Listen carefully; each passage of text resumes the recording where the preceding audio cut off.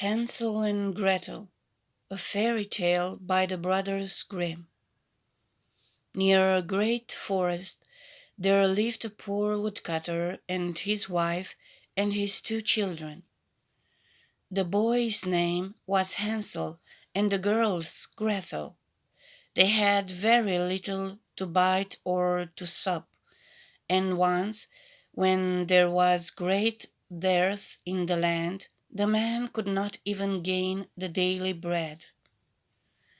As he lay in bed one night thinking of this, and turning and tossing, he sighed heavily and said to his wife, "What will become of us? We cannot even feed our children. There is nothing left for ourselves."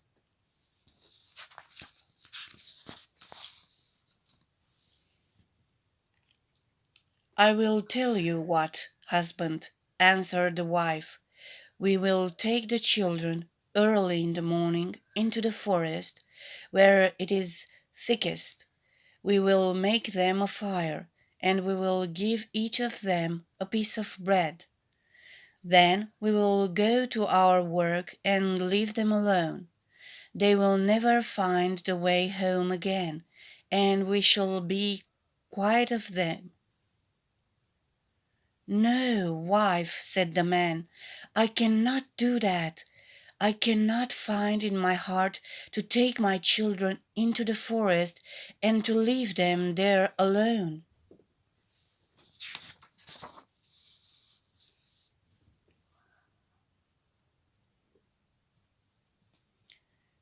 "The wild animals would soon come and devour them." "Oh, you fool," said she, "then we will all four starve. You had better get the coffins ready." And she left him no peace until he consented. "But I really pity the poor children," said the man.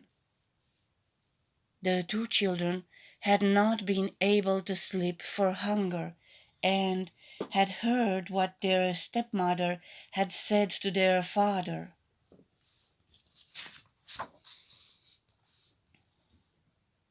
Gretel wept bitterly and said to Hansel, "It is all over with us." "Do be quiet, Gretel," said Hansel, "and do not fret. I will manage something." And when the parents had gone to sleep, he got up, put on his little coat, opened the back door, and slipped out. The moon was shining brightly, and the white flints that lay in front of the house glistened like pieces of silver.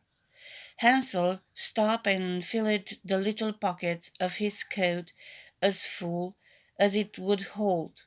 Then he went back again and said to Gretel, "Be easy, dear little sister, and go to sleep quietly. God will not forsake us," and laid himself down again in his bed. When the day was breaking, and before the sun had risen, the wife came and awakened the two children, saying,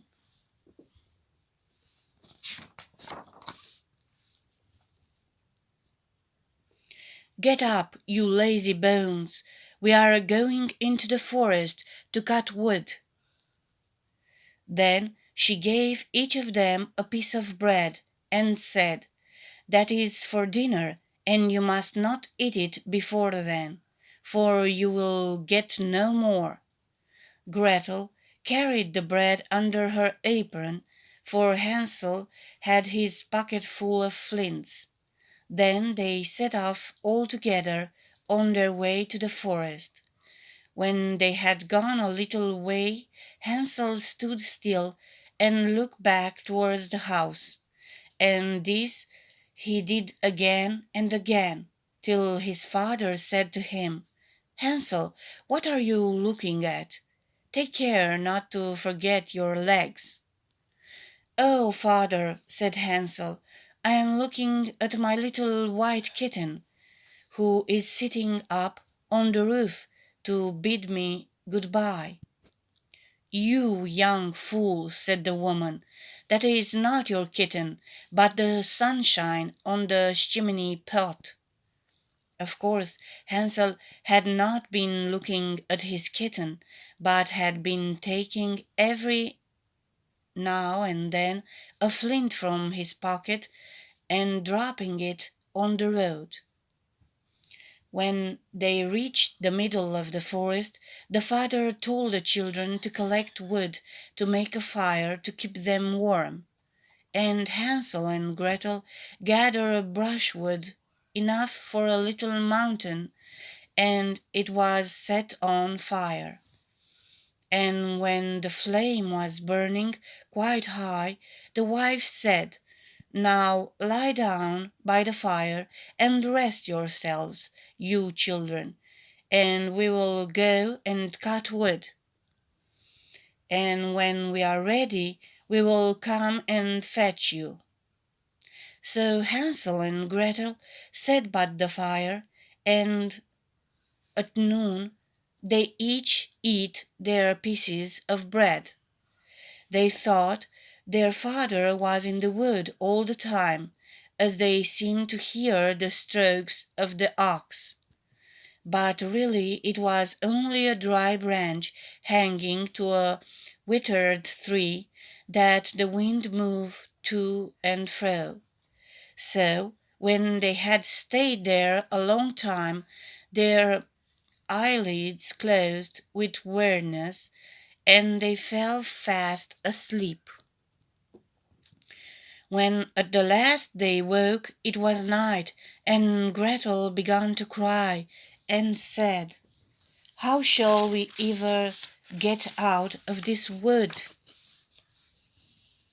But Hansel comforted her, saying, "Wait a little while longer until the moon rises, and then we can easily find the way home."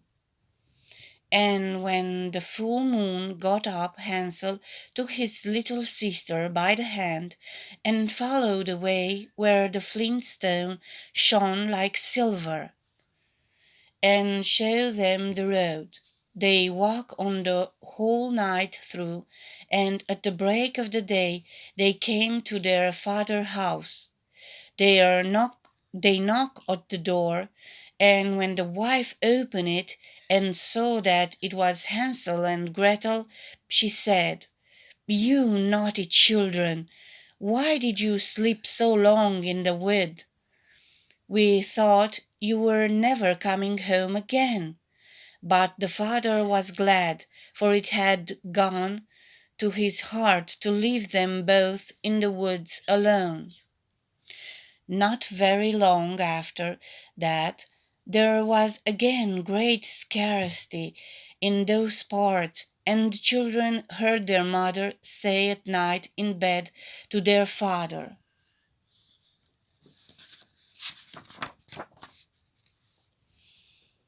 "Everything is finished up. We have only half a loaf, and after that the tale comes to an end. The children must be off.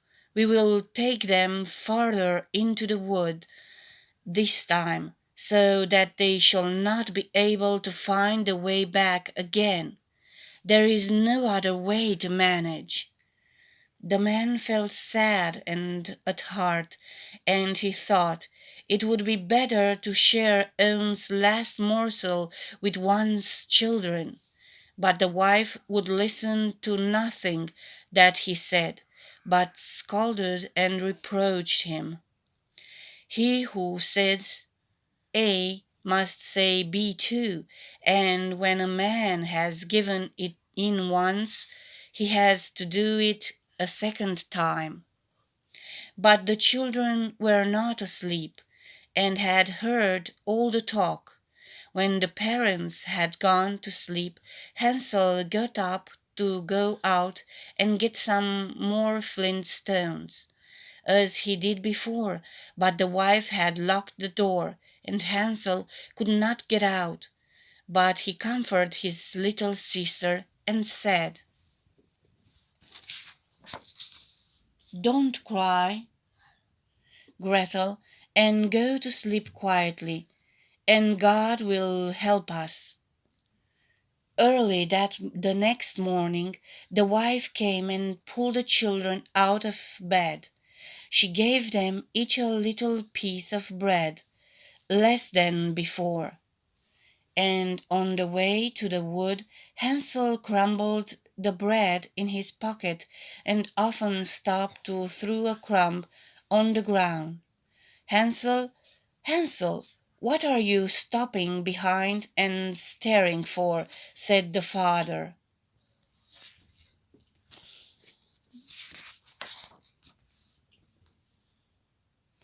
"I am looking at my little pigeon sitting on the roof to say good-bye to me," answered Hansel. "You fool," said the wife, "that is no pigeon, but the morning sun shining on the chimney pots." Hansel went on as before and strew bread crumbs all along the road. The woman led the children far into the wood, where they had never been before in all their lives. And again there was a large fire made. And the mother said, "Sit still there, you children, and when you are tired you can go to sleep. We are going into the forest to cut wood, and in the evening, when we are ready to go home, we will come and fetch you." So when noon came, Gretel shared her bread with Hansel, who had strewn his along the road. Then they went to sleep, and the evening passed, and no one came for the poor children. When they awoke, it was dark night, and Hansel comforted his little sister and said, "Wait a little, Gretel, until the moon gets up. Then we shall be able to see the way home by the crumbs of bread that I have scattered along it." So when the moon rose they got up, but they could find no crumbs of bread.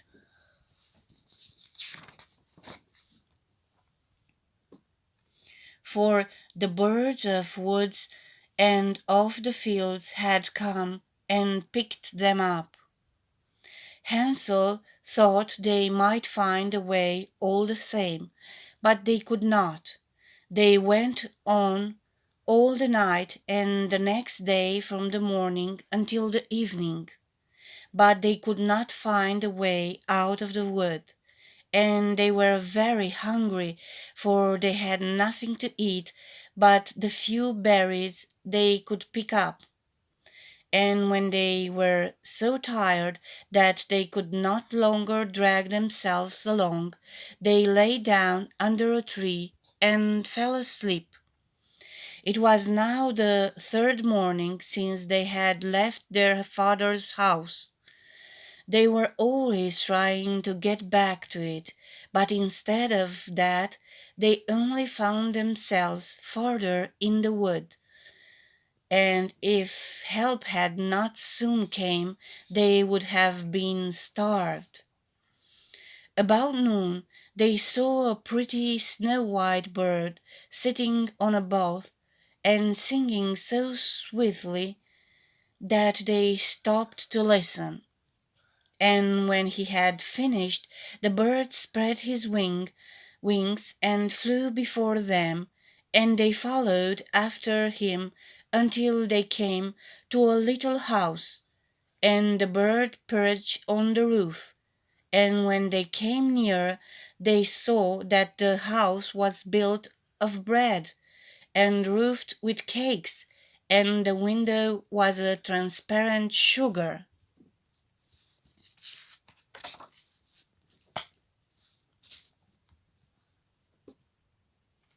"We will have some of this," said Hansel, "and make a fine meal.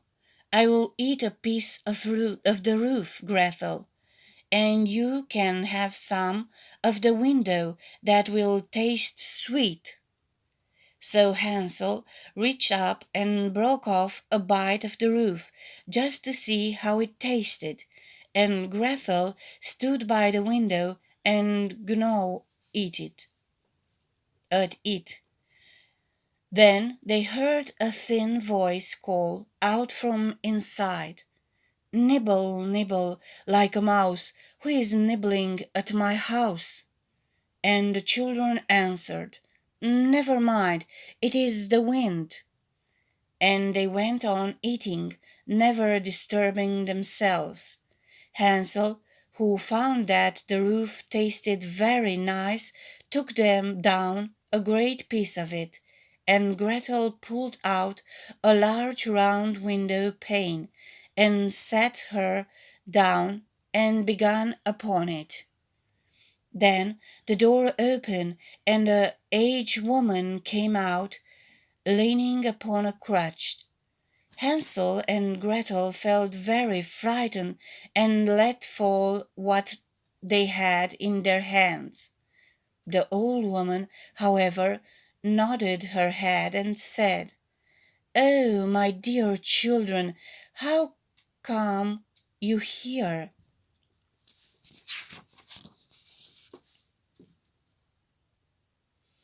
You must come indoors and stay with me. You will be no trouble." So she took them each by the hand and led them into her little house.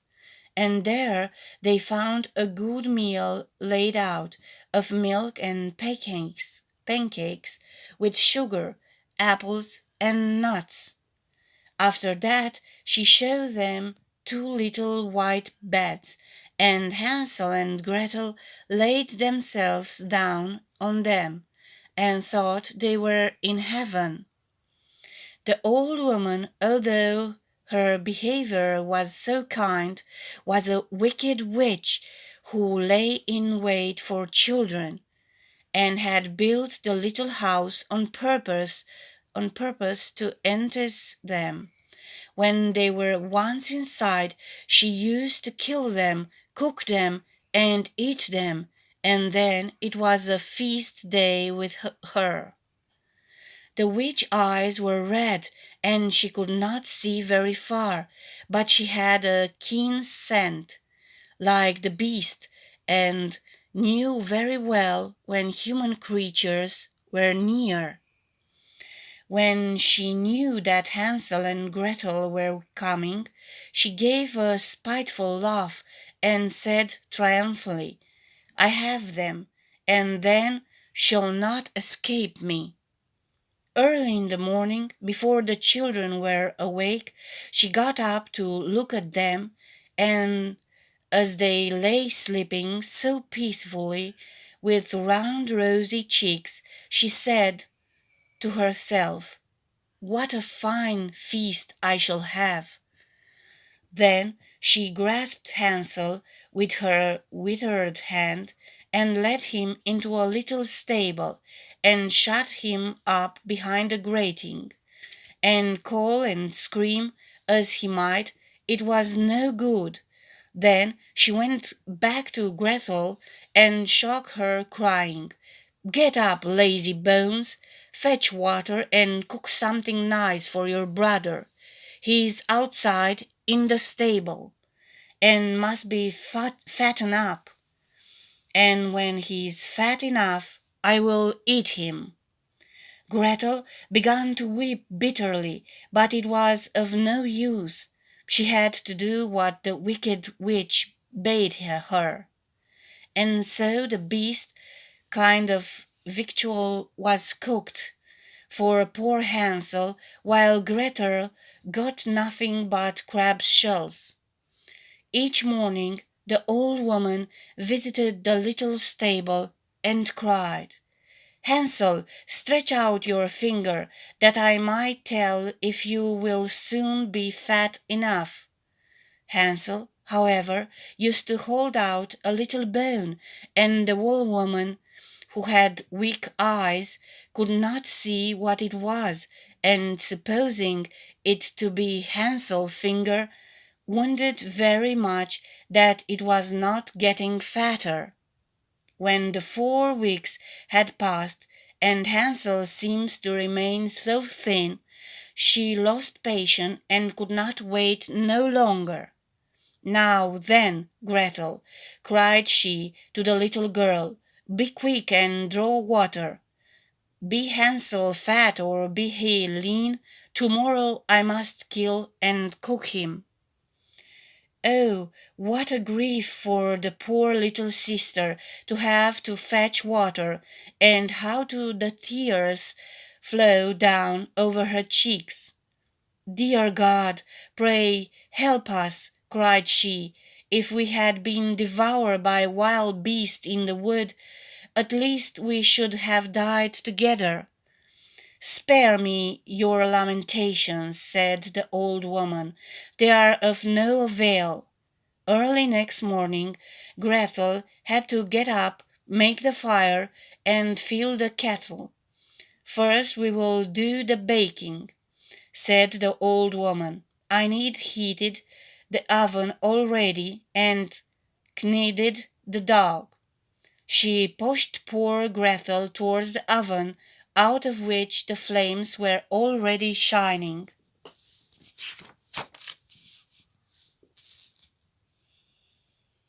"Creep in," said the witch, "and see if it is properly hot, so that the bread may be baked." And Gretel once in, she meant to shut the door upon her and let her be baked, and then she would have eaten her. But Gretel perceived her intention and said, "I don't know how to do it. How shall I get in?"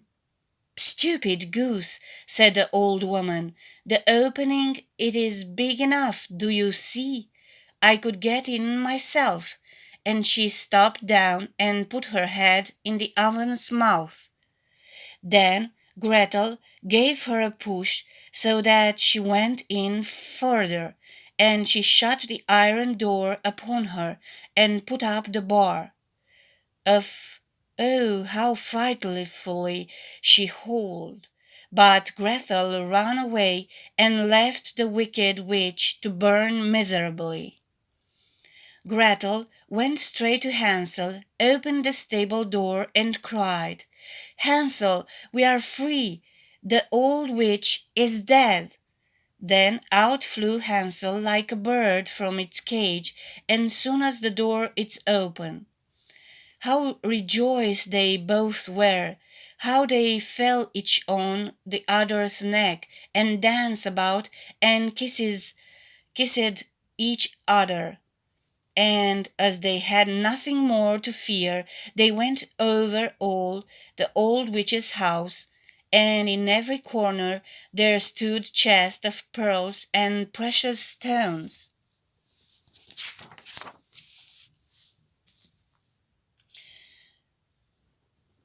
"This is something better than flintstones," said Hansel, and he filled his pockets, and Gretel, thinking she also would like to carry something home with her, filled her apron full. "Now away we go," said Hansel, "if we only can get out of the witch's wood." When they had journeyed a few hours, they came to a great piece of water. "We can never get across this," said Hansel. "I see no stepping stones and no bridge." "And there is no boat either," said Gretel. "But here comes a white duck. If I ask her, she will help us over." So she cried, "Duck, duck, here we stand, Hansel and Gretel, on the land. Stepping stones and bridge we lack. Carry us over and your nice white back." And the duck came accordingly, and Hansel got upon her and told his sister to come too. "No," answered Gretel, "that will be too hard upon the duck. We can go separately." one after the other, and that was how it was managed. And after that they went on happily until they came to the wood, and the way grew more and more familiar, till at least they saw in the distance their father's house. Then they ran till they came up to it, rushed in at the door, and fell on their father's neck. The man had not had a quiet hour since he left his children in the wood, but the wife was dead.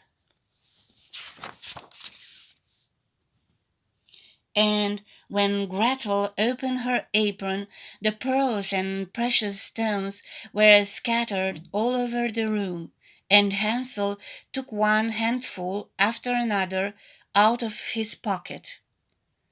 Then was all care at an end, and they lived in great joy together. If you want to help my channel to get bigger, please subscribe. I need at least 1,000 subscribers. It is for free. Will not cost you money. Thank you very much.